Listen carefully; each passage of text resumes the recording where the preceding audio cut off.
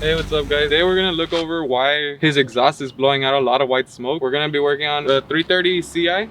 This is a convertible inline. It's like a very common problem. A lot of people will confuse it with like it being a head gasket or whatever. A head gasket leak or something. Just gonna turn it on so you guys can see what I mean.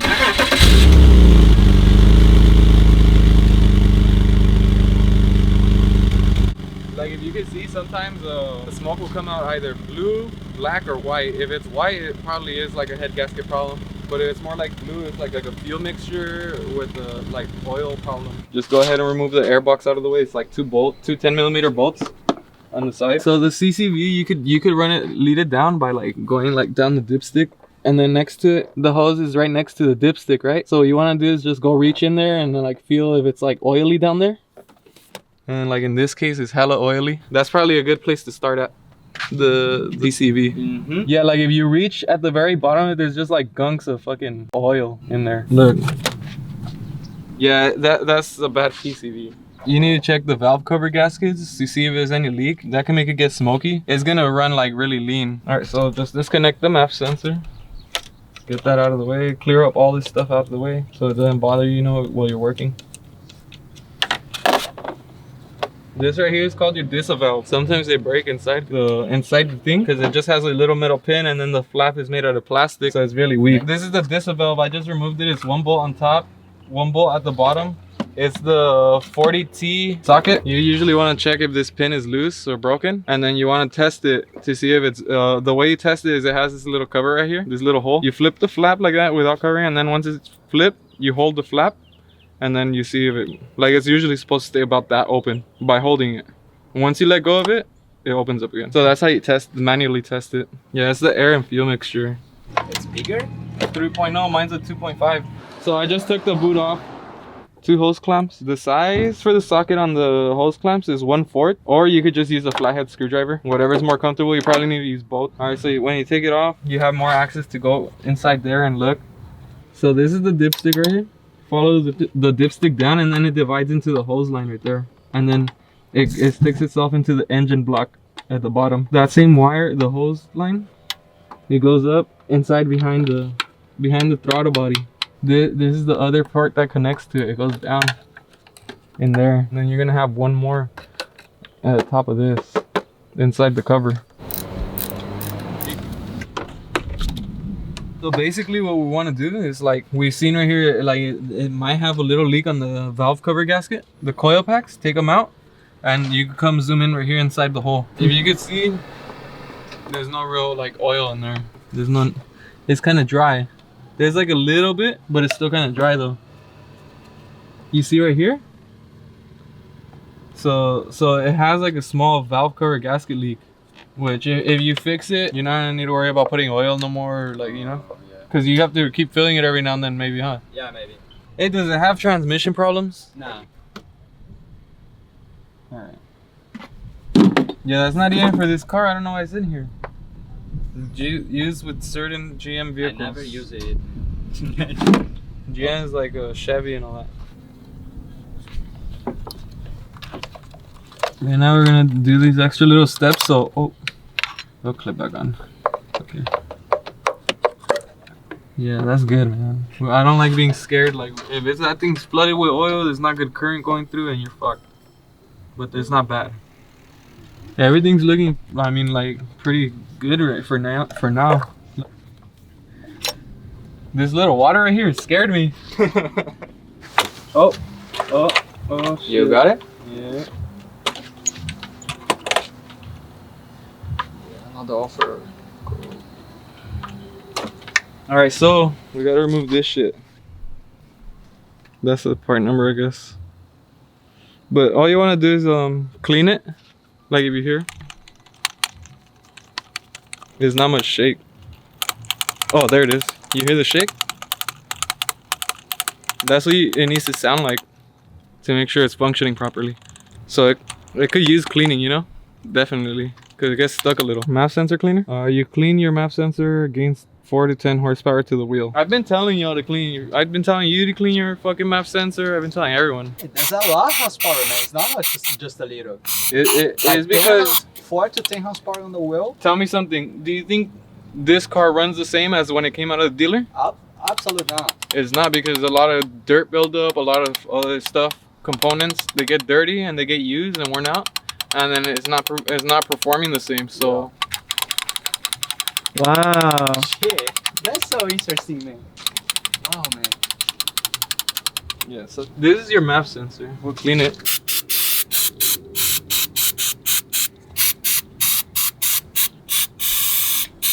We'll let it dry out.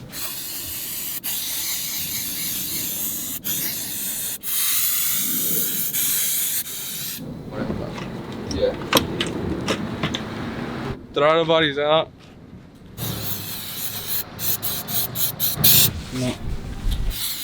This for sure will give it more performance too. When you clean this shit's gonna definitely feel better. You clean this stuff, man, fuck, man. Your car is not gonna feel the same, dude. Dead ass. Look at this little grease right here. Even the slightest bit will help it stay open, and then it's still gonna have like lower performance. Like you're gonna hear it surging, like it's going like brrr, some weird noise. So not get stuck, right? Because Yeah, because this is literally like precise. The way it works is precise. It has to be clean, like it's computer monitored too. Mainly clean like the edges right here and the wall. Make sure it's nice and wiped down. The PCB right here is like the other connector to it up here. Do you see my finger? And then on the ground, don't make sure like on the ground of the engine, you know, like wherever it's at the bottom of, like feel around for like grease or oil or whatever, like that. So you're more certain that it's that, you feel me? Right here, inside here is the vanos. We're gonna take this hose off. This hose is attached to the PCB back there. We just kind of have to like fish it out when it's all disconnected. Look. We're gonna use the T25 bit. It's like a star bit. On top of the PCB, there's one little bolt on top and then one at the bottom of it. So it has 2 bolts. Remove the 2 bolts with a 25.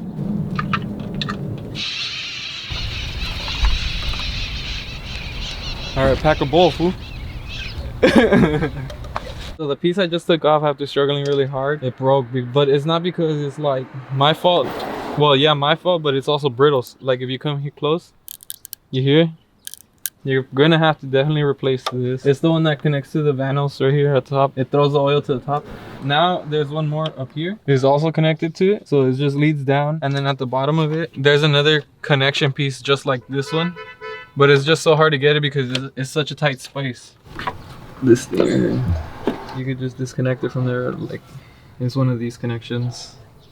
Just squeeze hard and pull. You got it? Oh no. Like that. In case anybody at home's trying to do this, the proper way to do the bottom one is like put it in and then twist. And it's locked. Twist and remove. It broke on me in 4 ways. We could take this one off carefully. That's that we're golden. Like, oh, what a fucking charm. Mine broke right here. Oh, when really? I took mine off, that's the one that broke on me. This was okay because they're gonna get changed. You need to change them anyways because it's plastic. Like so, like well, this one's pretty healthier. Look, you can hear there's not much crack. This one, can't really hear this one because it's still pretty thick. But this one. So yeah, change the hoses no matter what. Just do it.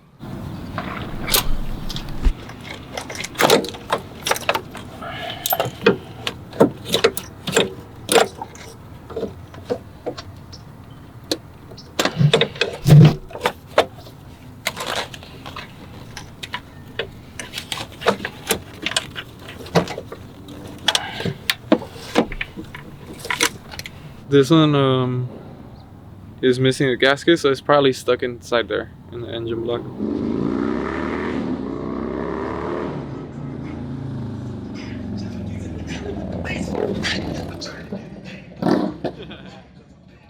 But you say you want louder. Yeah, I know what to do to make it a little bit louder, not that loud. I don't know if that loud. That's too loud.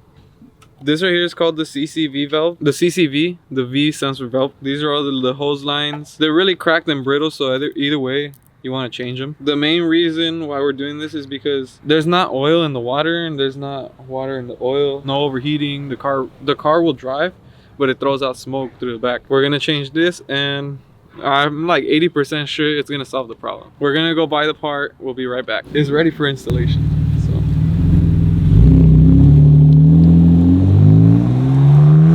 So okay, so we just got back with the part.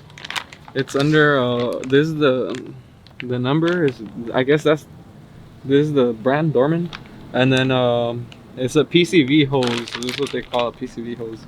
All right, so we're just gonna install it. So it comes with this thing, right? Like this heat protector thing, but we can't use that because it doesn't fit inside the little space that it has. Like when we took it out, it didn't have this.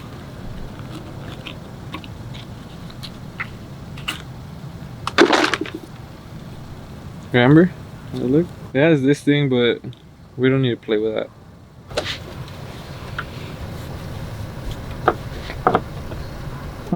This one has like a heat protector, so it maybe lasts longer. This one connects right here. We just leave it downwards, right? We might need to take it off after.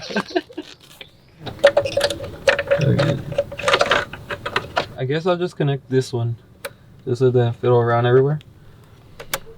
Oh shit! Look, we're already fucking 25% done. Why are you gonna leave it dirty? You're gonna sell it, and because this piece didn't come in the kit. I'll do a little cleaning. Oh, it's cleaning the wrong spot. Stupid. Huh? Why is it not fucking clean? All that little wiping, man. In the long run, it's just such like a good feeling. Like you don't have to keep wiping. And then if you don't wipe it and you still have the same problems and you don't know, at least you're gonna know. All right, well I cleaned down there, so yeah, it shouldn't be there. And if it is there, then if it leaked again, then you're gonna know it leaked again.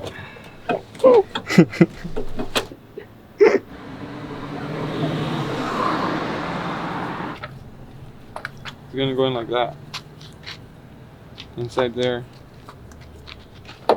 and then you're gonna connect that hose, this one down here, and then this one up here, and then that's it, man, and you're good to go.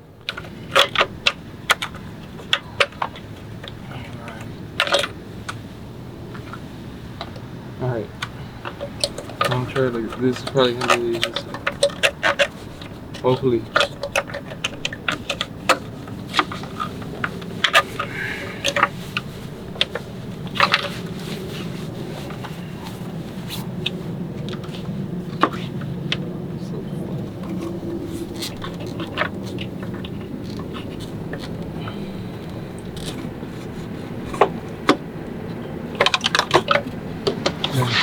Can you find anything?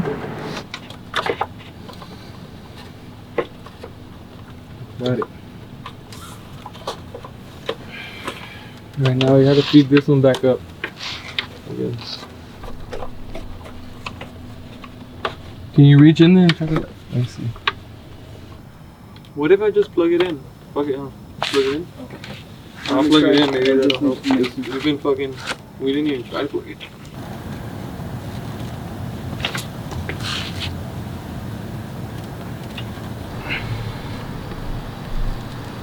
Right now I'm just finishing putting everything back. First one that I'm putting back, after I put the CCV valve inside and positioned everything properly, the throttle body's next. You put the 4 10mm bolts inside, and then just make sure it's nice and tight. Connect the sensors, and in a bit we'll start on the next stuff.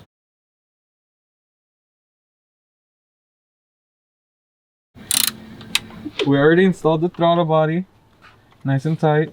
Now we're gonna put that one other valve that's up here. We already connected to that back hose. Make sure the brackets are outwards to where you put it, like right below the DISA valve, and then you tighten it with a 10mm bolt, and you go on about your day.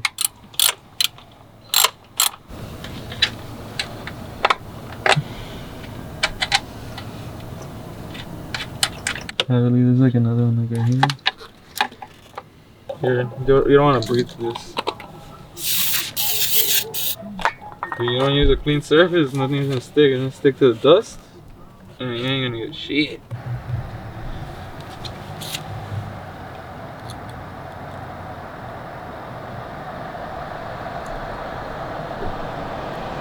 Oh, that's cracking up.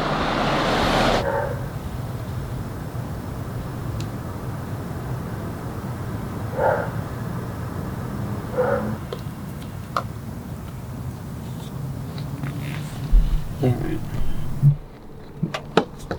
Right now, I already put the rubber boot back. I put the top main one and then the little boot that's on the side. Tighten it 1/4 or a flathead screwdriver. They both work.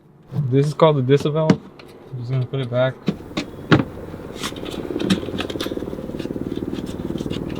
So it's just one up here and then one down there for the disa. One right here and then one over here somewhere. You know what's the funniest shit? When you take shit off and then you forget you forget how to you got missing bolts. We connected everything as we went. The sensor for the disa, the sensor for the throttle body, the sensor for the top valve that's connected to the little side of the boot.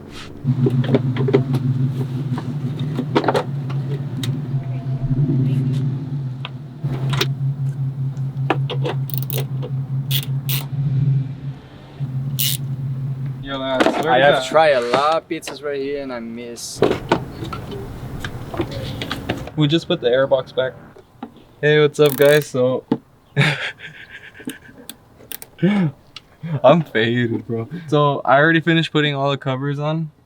The top one, the side one. Put the air box, the bottom piece of it back on. I had to go back and connect the throttle body sensor because, yeah, it wasn't, I plugged it in, but not correctly. So make sure to just double check all your sensors before you start up your car. And if it's giving you issues you never had before, just go back on your work. Well, I mean, right now we're gonna test it. Hopefully I didn't forget another sensor.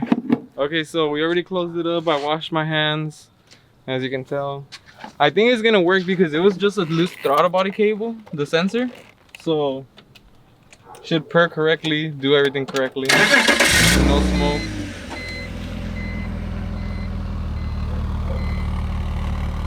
It might throw smoke to filter out. It might have like some leftover oil that it's burning, but nothing crazy.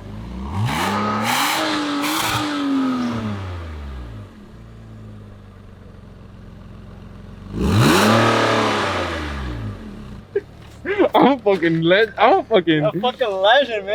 fucking wizard or some shit, bro. Look.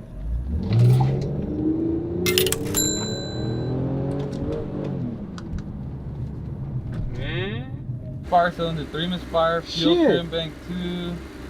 Range exceed fuel trim bank 1, critical range misfire. Throttle sensor or position sensor 1. 71 signal engine throttle sensor. Camshaft sensor. Oh, steady again.